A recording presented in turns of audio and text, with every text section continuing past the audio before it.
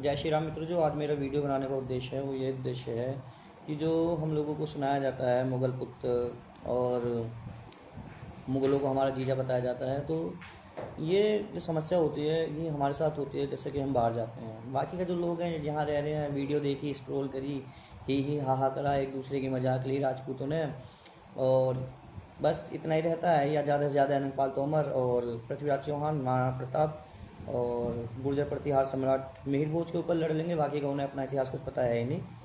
और जो हम जैसे हैं, अगर पढ़ लेते हैं तो हमें इस बात का ज़रूर अभिमान हो जाता है कि नौकरी लगना ना लगना दूसरी बात होती है, परंतु हमें अपने इतिहास का ज्ञान जरूर है। और अगर कोई ऐसा हमारे सामने बोल दे जो हमारी मजाक ले रहा हो तो हम उसका जवाब दे सकते हैं। हमारे बहुत सारे संगठन हैं, जैसे राजपूतों के करणी सेना, इनके पास कोई तथ्य नहीं है कि इस तरह की हमारे बारे में बातें की जाती है, परंतु ये कुछ बताते नहीं हैं। तो आज इसी को लेकर मैं अपनी बातें रखना चाह रहा हूँ और आप लोगों को सुननी चाहिए, पूरी वीडियो सुनना है।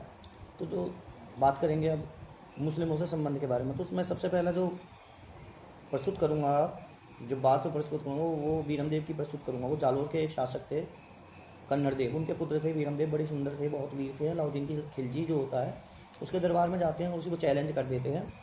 और जो उसकी पुत्री होती है अलाउद्दीन खिलजी की, उसका नाम फिरोजा होता है। फिरोजा जो होती है उस पर इम्प्रेस हो जाती है उसकी वीरता से, उसकी सुंदरता से, और अपने पिता से कहती है कि भाई मैं शादी करूँगी तो अब वीरमदेव से ही करूँगी। वीरमदेव से शादी की, वीरमदेव जो होता है उसको, जो प्रपोजल होता है उसको ठुकरा देता है।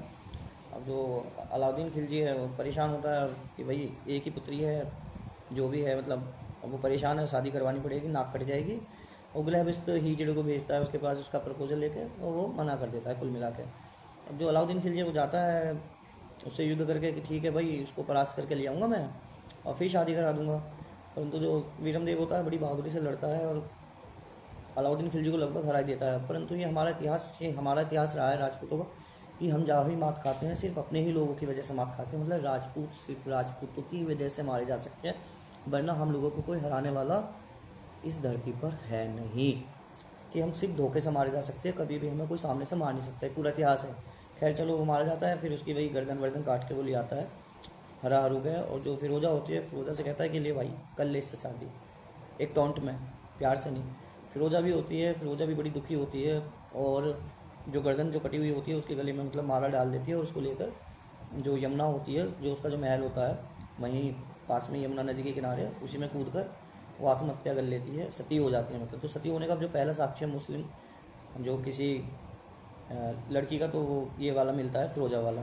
उसके बाद फिर हम बप्पा रावल की बात करते हैं। बप्पा रावल ने गजनी के काफ़ी सुल्तानों को हराया। तो गजनी का होता है एक क्या नाम है उसका, सलीम होता है, गजनी का शासक होता है, उसको हराता है। और उसकी पुत्री के अलावा अन्य भी जो जहाँ के भी मुस्लिम शासक होते हैं, रावलपिंडी तक वो शासन करता है और आसपास के जितने भी मुस्लिम जो शासक होते हैं उनको हराकर उनकी पुत्री या बहनों से ब्याह करता है। इस प्रकार जो उसकी जो रानियाँ थी वो 35 मुस्लिम रानियाँ होती हैं। बप्पा रावल के बाद फिर आगे चलते रहते हैं।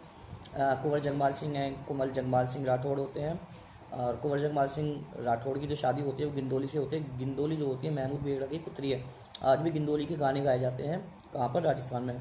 डाल के देख सकते हैं आप, अगर आपको इस बात पर विश्वास ना हो, ठीक है ना। और फिर रावल चेचक आते हैं। रावल चेचक का विवाह हैवत खान बलोच की पुत्री से होता है।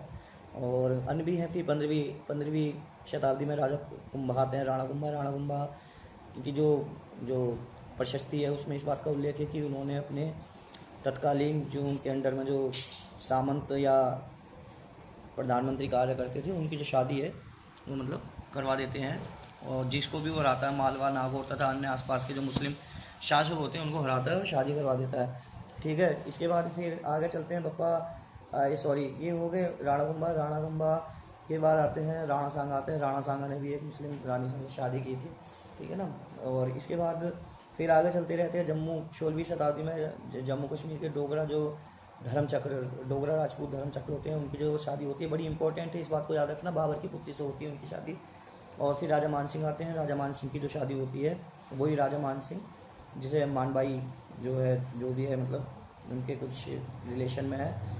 और अकबर जो जोधाबाई, अकबर जोधा जोड़ा जाता है, तो जोधा कोई ऐसी रानी दी थी, ठीक है ना। इसके बारे में भी एक अलग वीडियो बनाऊंगा कि ये सारा इतिहास क्या है, कि जो मुस्लिम जो शासकों के साथ जो शादियाँ होती है वो अलग एक वीडियो बनाऊंगा। फिलहाल ये देखते हैं कि जो राजा मान सिंह होते हैं, राजा मान सिंह की जो शादी होती है वो अकबर की भतीजी होती है, उसका नाम होता है भाई बीबी मुबारक। बीबी मुबारक से शादी होती है, ठीक है ना। उसके बाद मान सिंह के बाद फिर आगे आते हैं भाई हम, ठीक है ना। सबसे ऐतिहासिक जो प्रमाण है वो जहांगीर की बहन अर्थात अकबर की पुत्री की शादी महाराणा प्रताप के पुत्र अमर सिंह के साथ 1615 में संधि होती है। तुम्हें ये पता है कि चित्तौड़ को आजीवन अकबर अपने आधीन कर ही नहीं पाया, तो फिर जहांगीर जो होता है एक संधि करता है 1615 में, ठीक है ना। उसमें जो वो अपनी बहन की शादी वो अमर सिंह से करवा देते हैं और उन्हें फ्री छोड़ देते हैं कि जैसे भी रहना है रहो, बस भाई हमारे इतिहास में ये दर्ज हो जाएगा कि भाई उन्होंने संधि कर ली। जितनी भी संधि की शर्तें थी सभी की सभी अमर सिंह की तरफ से आई थी, जिनको स्वीकार करने के लिए जो जहांगीर होता है वो बाध्य होता है, ठीक है ना। ये खैर आगे। इसके बाद फिर हम आते हैं राज सिंह की शादी अनारा बेगम से होती है। राज सिंह का भी इतिहास है, जाकर पढ़ लेना, शायद तलवार का धनिया ऐसे कुछ है उन्हें कहा जाता है, ठीक है ना। उनके बारे में पढ़ लेना, या सबसे कुछ कहते हैं उसे, ठीक है ना। राज सिंह को उनके बारे में मतलब है, डाल देना मोबाइल पे। फिर महाराणा होते हैं मारवाड़ के महाराजा अभय सिंह की जो शादी होती है वो मुगल सूबेदार सरबुलंद की बहन साहिबा बीबी से होती है और उसके भाई की शादी लाल बीबी से होती है। फिर महाराजा छत्रसाल आते हैं। महाराजा छत्रसाल के बारे में आप सभी को पता है, उनकी जो शादी होती है रूहानी बेगम से होती है। रूहानी बेगम का मस्तानी होती है, मस्तानी का विवाह बाजीराव से होता है। फिर बूंदी नरेश आते हैं। ये मैं अब जो बूंदी नरेश है यो दलेल सिंह, ये उस समय की बात है जब मुगल जो है लगभग समाप्त हो चुके होते हैं। तो अब मुगल जो शासक हैं अब सिर्फ राजस्थान के मुस्लिम राजस्थान के राजपूत शासकों से नहीं करेंगे, जो आसपास के और जो अपनी प्रोटेक्शन के लिए आसपास के जो हिंदू शासक हैं, जो राजपूत हिंदू शासक हैं, उनसे अपनी पुत्रियों की शादी करनी शुरू कर देते हैं, ठीक है ना। और आसपास के जितने भी इलाके, चाहे बहराइच हो और पीलीभीत हो या आसपास के क्षेत्रों से भी मतलब शादी करना शुरू कर देते हैं, ठीक है ना। 1950 में सबसे नया एग्जाम्पल 1950 का है जिसमें राजपूत शासक होते हैं हनुमंत सिंह, उनकी शादी होती है जुबैदा से। अब जुबैदा कौन है, आप सभी जुबैदा के बारे में जानते हैं, वो एक मुस्लिम अभिनेत्री है, तो उससे शादी करते हैं। सबसे बढ़िया एग्जाम्पल है, इसको आप देख सकते हैं, ठीक है ना। तो अब कोई अगर कहे आपसे कि मुसलमान जीजा लगते थे तो उसको ये एग्जाम्पल दे सकते हो। इतने सारे मैंने नाम बता दिए हैं।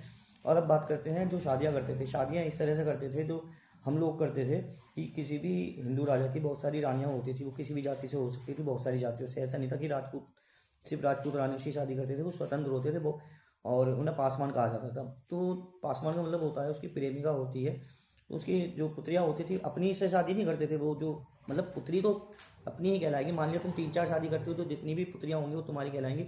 ये तो कहते हैं ना आजकल के नील चट्टे कि भाई शादी कर लो, तो भाई अपनी लड़की वड़कियों की शादी करनी चाहिए, तो वही तुम्हारा अपने आप ग्रुप चेंज हो जाएगा, वो राजपूत ही कहलाएंगी, ठीक है ना। तो उनकी जो शादी करते थे इनके साथ। अब आते हैं हम जो अन्य जो कहते हैं कि जो प्रथम जो होता ना, जयचंद का एग्जाम्पल देते हैं। भाई जयचंद पहला गद्दार नहीं था, पहला जो गद्दार था वो जाट थे। जाट ने मोहम्मद बिन कासिम को भारत का रास्ता दिखाया था। उस समय दाहिर शासन कर रहा था, तो उसको रास्ता दिखाते हैं किसको, मोहम्मद बिन कासिम को, ठीक है ना। उसके बाद फिर जो सोमनाथ मंदिर है उसके बारे में भी गजनवी को ये जाट ही बताते हैं। और जब उनको हिस्सा नहीं मिलता तो गजनवी जब जाता गजनवी जाता है तो उसको रास्ते में लूट लेते हैं। तो सोमनाथ का है। इसके अलावा जब गौरी का युद्ध पृथ्वीराज चौहान से होता है तब भी ये कुछ नहीं करते हैं, ठीक है ना। तो ये हो गए। तो अगर ये तुम्हें मुगल पुत्र कहते हैं तो ये भी तुगलक पुत्र हैं। जो गयासुद्दीन तुगलक है, जो तुगलक वंश का संस्थापक है, उसकी जो माँ थी वो जाट महिला थी, ठीक है ना। मेरा किसी को भी किसी भी वंश को या किसी भी व्यक्ति को ठेस पहुंचाना नहीं है, परंतु जब तुम हमें कहते हो तो हमें बड़ा बुरा लगता है, ठीक है। तो अगर इससे किसी को ठेस पहुंचती है, देखो उसके लिए मैं क्षमा प्रार्थी हूँ, ठीक है ना। तो इसके लिए मैं माफ़ी मांगूंगा। रही गुज्जर प्रतिहार वाली बात, तो गुज्जर कोई एक विशेष जाति नहीं थी। बाद में दूसरी बात है कि उन्होंने अलग कर ली। ये गुज्जर जो थी एक जगह होती थी, ठीक है ना। मैं इस बारे में बिल्कुल नहीं हूँ कि ये अपने बिल्कुल पैरेलल भाई हैं गुज्जर, उनका एक इतिहास है, ठीक है ना। और अब मैं बात करता हूँ बाकी की वीडियो लंबी हो जाएगी, बाकी के आगे वीडियो देख लेना। तो जय श्री राम। तो अपने इतिहास की जानकारी रखो, ठीक है ना, और जवाब देना सीखो।